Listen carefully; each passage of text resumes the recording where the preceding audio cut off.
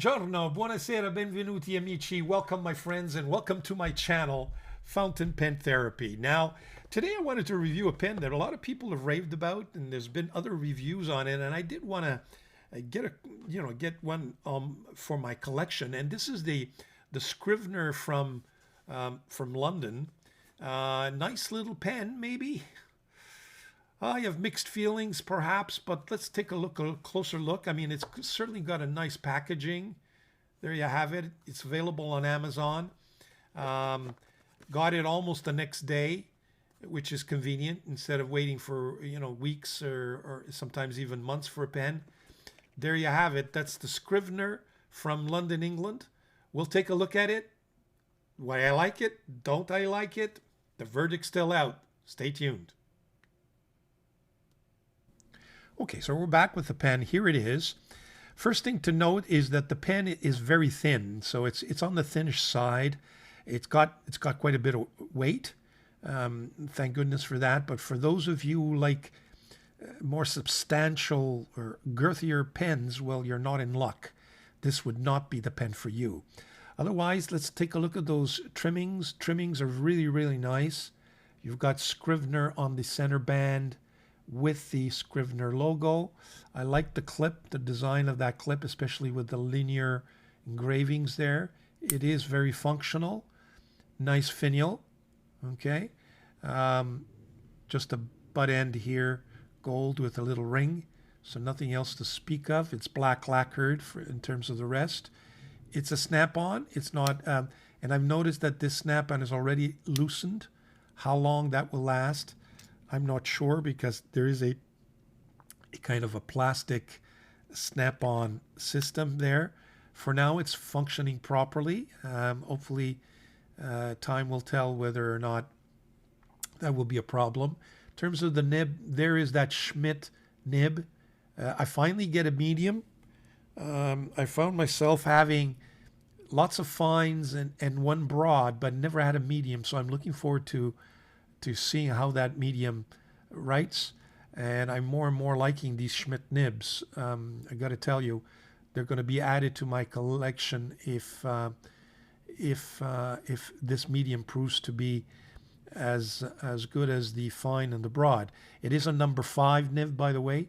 So I'm still looking to buy a medium Schmidt nib, probably in another Benu pen that I will be ordering soon.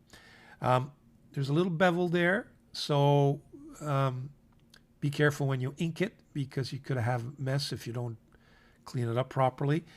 So it is on the smaller side. There you go.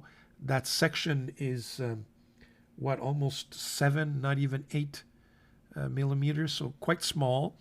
Does it post? Yes, it posts. Posting, I feel like there's some weight to it there, but it's comfortable. I'll try writing with it posted, because I don't, it's a little short otherwise. But there you have it. That's the essential. I mean, people are raving about this pen. Look, the verdict's still out. I don't want to pronounce myself before I do the writing sample. So far, I got to tell you, had this pen been a little bit girthier, perhaps, but so far it doesn't impress me one bit. So having said that, let's take a look at a pen comparison. And I've taken out for you a few to kind of give you an idea of the size of the pen. Okay, so in terms of size, this is the Churchman's Prescriptor from Italics, another metal pen, and I figure I take it out because it is another English or pen made in England. There's the Scrivener, so you can see substantially smaller, both in length and in girth.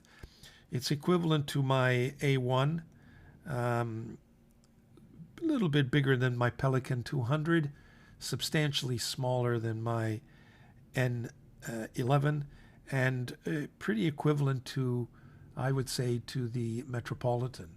So there you have it, and that's capped.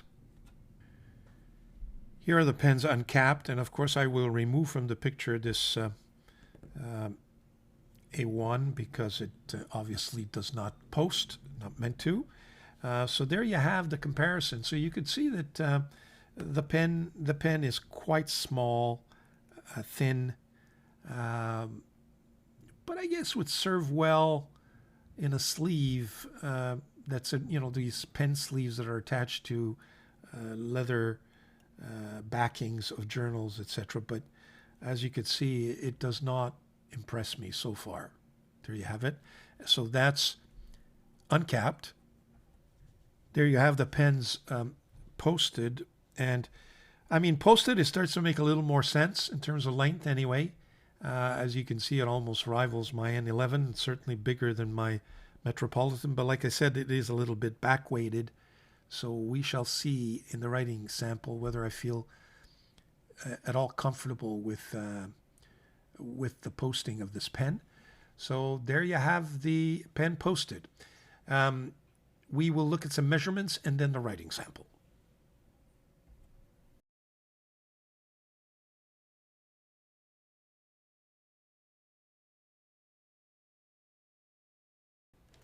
Okay, so we're back for the writing sample. And for the writing sample, what I've chosen, the ink that I've chosen is this Iroshizuku Takesumi, a black ink, and we'll see how that fares, along with my old Obonichi 2023 Tomoyo River notebook. So we will first test this unposted.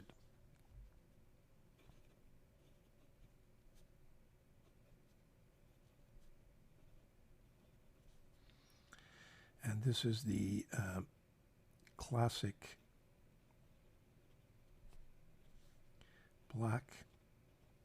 I gotta tell you, this medium Schmidt nib has just salvaged this pen. The nib is absolutely, absolutely exquisite. So it's a Schmidt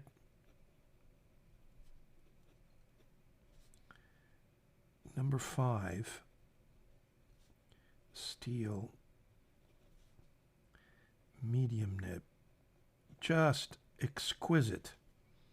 The ink is Iroshizuku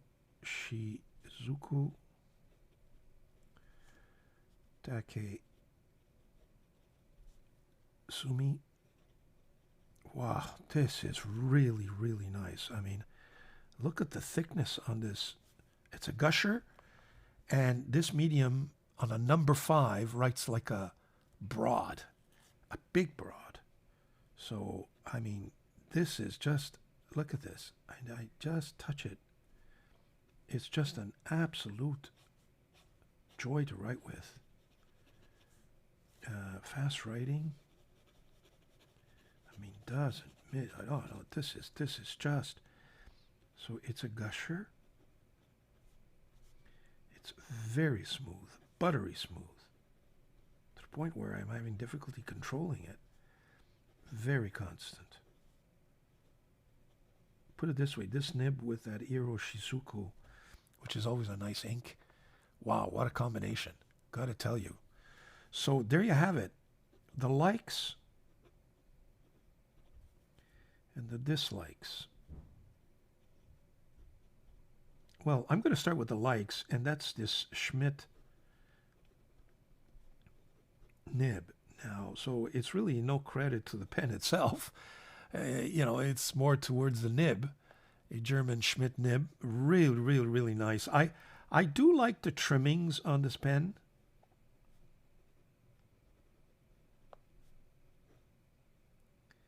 But it ends there. The dislikes are, I mean, the design is nice. I should say the design is nice. The build quality, so let's not exaggerate, Vince. The build quality is fine, but the dislikes is just too small. So I guess that's pretty subjective. Too small and thin. Okay. The snap-on. Snap mechanism, verdict still out. I'm not sure that will last long term. And I think the major complaint about this pen is in value.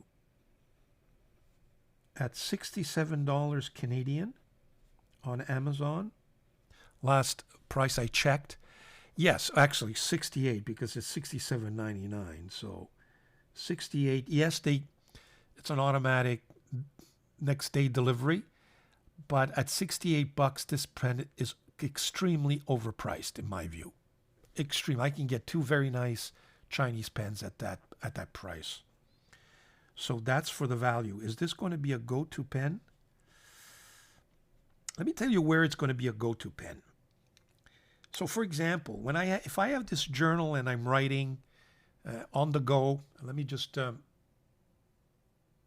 here, okay? This journal is in this sleeve, okay? First of all, this pen will fit very nicely in this pen sleeve.